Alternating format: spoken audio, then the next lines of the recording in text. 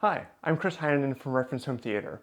I've often wondered what kind of home theater I could do if I could start from scratch in my house. Well, one of our writers, Mark Vignola, recently undertook this project with his wife in New York City. Now, he was a little bit limited by space because living in New York City, he couldn't put in a home theater room, but he wanted something that took up the living room, but also made the apartment great to live in while also having the ultimate in audio and video quality. And when you look at what he had to start with right here, you'll see that he had a long way to go at the beginning. Yeah, so unless you're a big fan of collectible plates with images on them, this probably isn't the living room that you want to set up your home theater in. You can also see the kitchen in the back left and how it's completely cut off from the rest of the space, so if you're in there making dinner, you definitely couldn't watch TV or even talk to other people in the apartment. This is the left side of that previous photo, with a lot more plates and photos, a bar cart, and the kitchen is off to the right. The master bedroom has fewer plates, but at least it's less work to start from scratch in here than it is in the living room and kitchen. There are also a couple of windows for very nice lighting in here. Finally, this room, which looks to have been a library or study of some sort before, is going to be their kids' room, and we're going to have to start from scratch in here as well. When Mark sent me those photos of the apartment that you just saw, I couldn't visualize what he was going to do to it in the long run. But he and his wife, they brought in an architect, and then he also brought in the team at Value Electronics to help with the AV install. Rob and the team at Value Electronics are known for running the HD Shootout to determine the best TV every single year, but they also have a long experience in custom install for audio and video situations. They were brought in to help determine the gear that Mark would need, to figure out a custom install controller situation, and to run all the cables when the walls were torn up. Since they're going to be inside the walls, they had one shot to get this right and get all the cables put where they needed to be, otherwise they'd have to tear off the walls to start over again. Here on the original blueprints, we see that the kitchen is completely cut off from the dining room and living room, so if you're cooking dinner or doing anything else in there, you're totally cut off from the entertainment system and people in the house. The new floor plan from Mark's architect opens up that kitchen, making it open to the living room and dining room. It also builds in a study there so they can keep their gear in there and work from home. It adds a storage space in addition to redoing the master bedroom and the kids' bedroom. It improves the master bath and adds a secondary bath and makes an entryway that's cut off from the rest of the unit so you can come in, use the closet, and not be disturbing everyone else inside.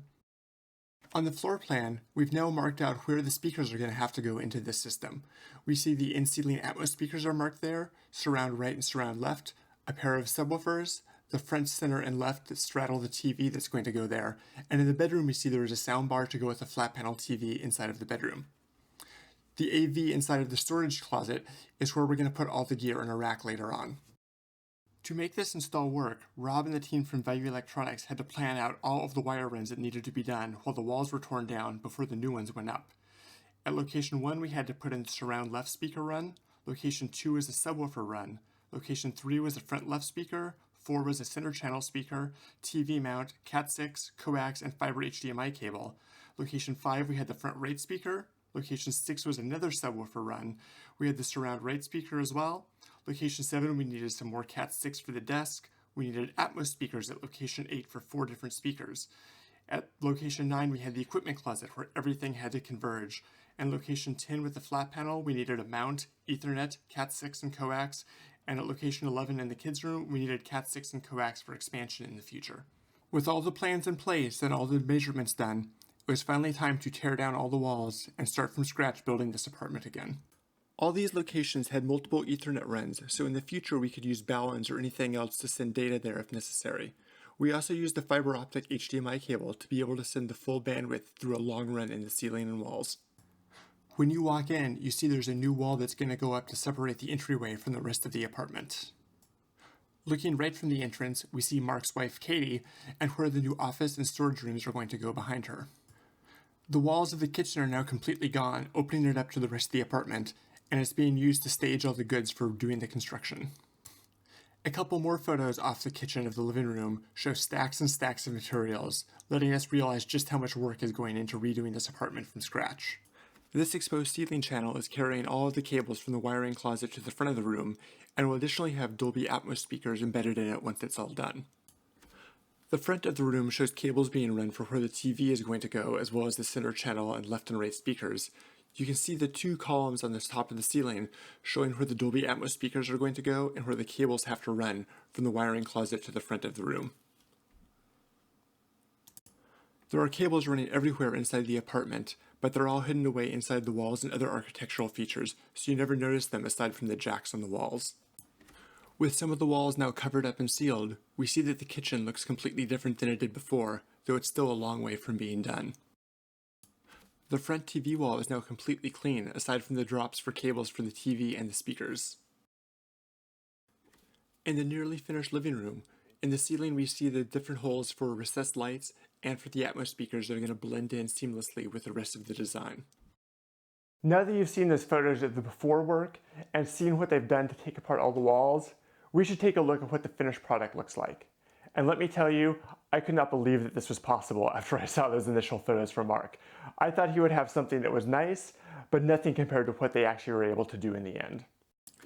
Our original living room, which is full of colorful plates but otherwise very drab, has now been transformed into this sleek, modern living room and kitchen that's combined into one giant space. You can see the Dolby Atmos speakers in the ceiling, but the rest of the system is completely hidden away.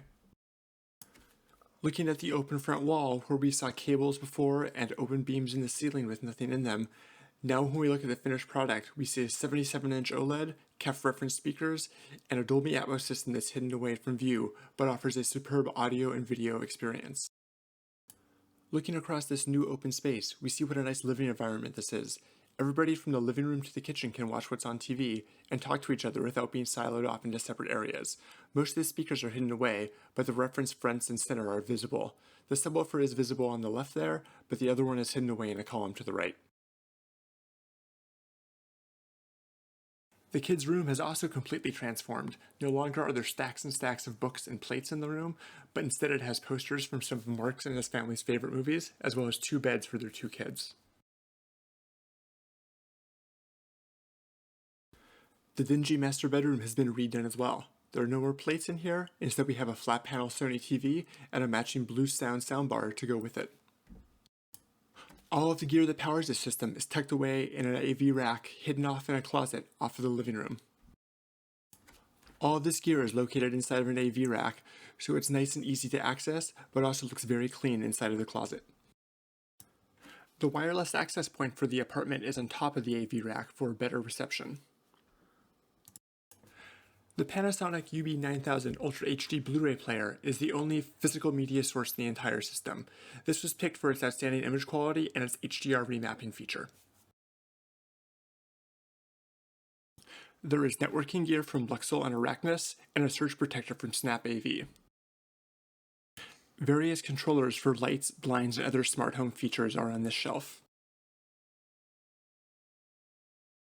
Finishing off the system is a Blue Sound node for audio playback, an Apple TV 4K HDR for most of the streaming duties. Then there's a URC controller for the universal remote system, and an Anthem MRX 1120 receiver to handle all the surround sound duties and the power for all the speakers.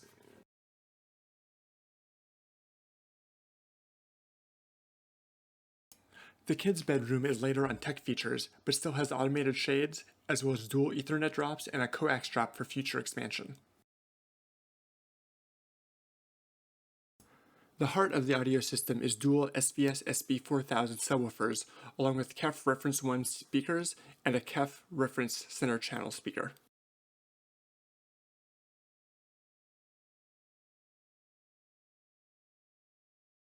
Surround duties are handled by KEF R-Series bookshelves, and here's the other SVS SB4000 subwoofer to the right. The only controls used are the Apple TV remote control and the URC touchpad.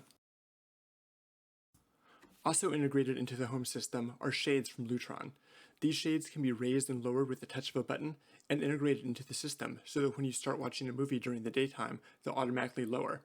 You can also have them raise or lower as you enter or leave the house, making it easy to keep the blinds controlled without having to go over and manually raise or lower them all the time. And here we have a couple final shots showing you the system view from the dining room table and from the kitchen. As you can see, the system is completely clean and integrates well into the apartment. It's a system that myself, or I think anyone else, would be happy to have in their room, even if they had more space in their house to build a dedicated theater room. When I visited Mark's apartment last year in the pre-pandemic times, I was blown away by the job that Rob and his installers had done. It made me want to have the same setup in my next house. My current house, I had a small 11 by 13 dedicated home theater room, And while I could put in something like a 92-inch drop-down projector there and still had Dolby Atmos, no one in my family wanted to come watch a movie in a tight little sealed-off room. For my next house, which we're moving into very soon, I'm definitely going to try to do something like Mark, where I have a warm, inviting space that still has the full quality of a giant OLED screen, integrated speakers, and Dolby Atmos. I really think this is what most people actually want in their home theater today instead of a dedicated room. They want something where the whole family can sit down and enjoy a movie or watch a game and not have to go sit in a separate room away from everyone to do so.